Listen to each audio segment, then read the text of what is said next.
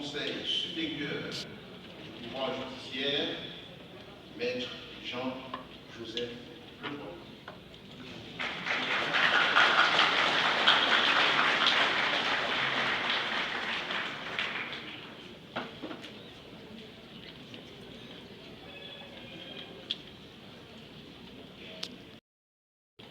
Je voudrais présenter toutes mes félicitations et mes sincères remerciements aux responsables de cette noble initiative qui est le Salon du droit.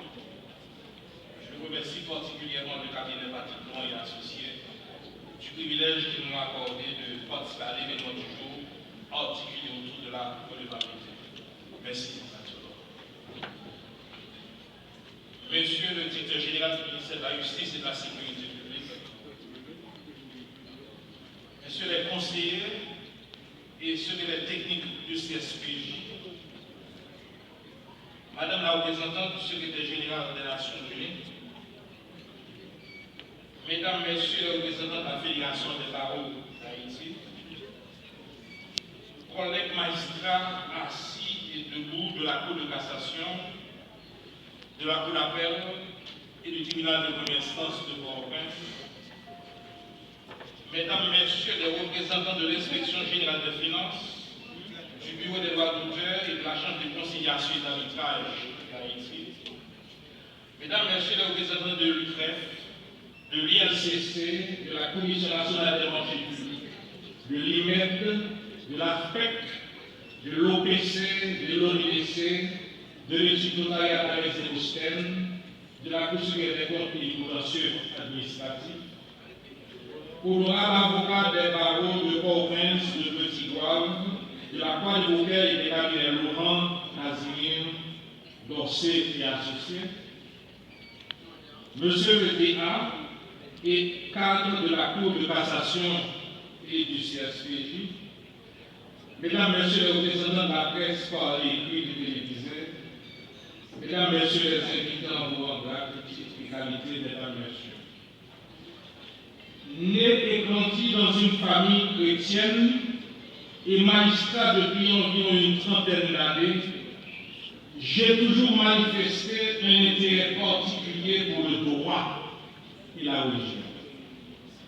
Et c'est donc l'une des raisons fondamentales qui font que ces deux concepts constituent la toile de fond de ce bouquin titré La réglementation du secteur religieux en Haïti 1884, soumis à votre prestigieuse délégation. Mesdames, Messieurs, depuis les temps immémoriaux, la religion a toujours occupé une place prépondérante dans la vie des habitants de la planète Terre. Des guerres sanglantes, motivées par des intérêts d'ordre politico-religieux, ont marqué de façon indélébile l'histoire de beaucoup de nos sociétés. La Bible, le livre sacré, n'en manque pas. Le Saint-Livre est rempli d'événements sanglants qui ont coûté la vie à des millions d'individus de toutes les couches sociales en raison de leurs croyances religieuses. Par des conflits religieux mettant aux prises catholiques et protestants calvinistes. Au cours de cette longue période de bouleversement, beaucoup de protestants furent tués.